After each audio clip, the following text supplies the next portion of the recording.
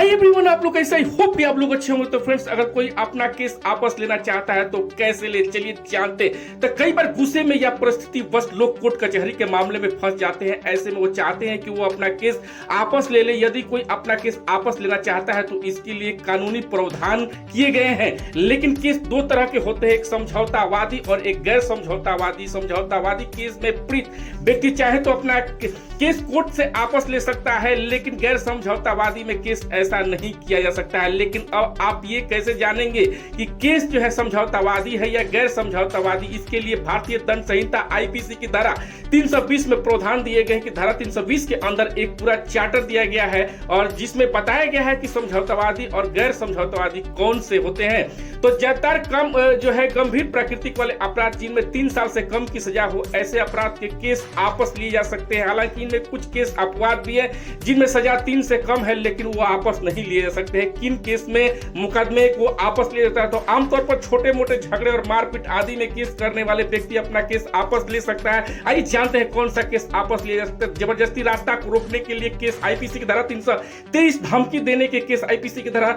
506, मनहानि IPC की धारा 500, जख्मी करना आईपीसी की धारा 325, चोरी आईपीसी की धारा 379, धोखाधड़ी आईपीसी की धारा 420, अमानत में खयानत आईपीसी की धारा 406, लापरवाही से वाहन चलाना आईपीसी की धारा 279। और इस तरह के मामले में लोग आपस में बैठकर समझौता कर लेते हैं और केस करने वाले व्यक्ति अपना केस आपस ले सकते हैं। केस आपस लेने की प्रोसेस क्या है, चलिए जानते हैं। तो मैं बता दूं कि केस आपस लेने के लिए सीआरपीसी की धारा 302 के तहत कोर्ट में एप्लीकेशन दी जाती है। इस एप्लीकेशन में कोर्ट को बताया जाता है कि वादी और प्रतिवादी के बीच समझौता हो गया, अतः इस केस के रद्द कर दिया जाए। कई मामले में कोर्ट भी केस को रद्द कर सकता है। तो मैं बता दूं कि आपको कि किन मामलों में नहीं होता है केस आपस। तो गंभीर किस्म के अपराध जिनमें से 3 साल से अधिक हो, उनमें अपनी मर्जी से केस आपस नहीं लिया जा सकता है। लेकिन यदि फिर भी दोनों पार्टियों को समझौता हो जाता है तो केस खत्म करने के लिए हाई कोर्ट में अर्जी दी जा सकती है। तो गैर समझौतावादी केस जो है होता है, मैं बता दूं कि राजद्रोह आईपीसी की धारा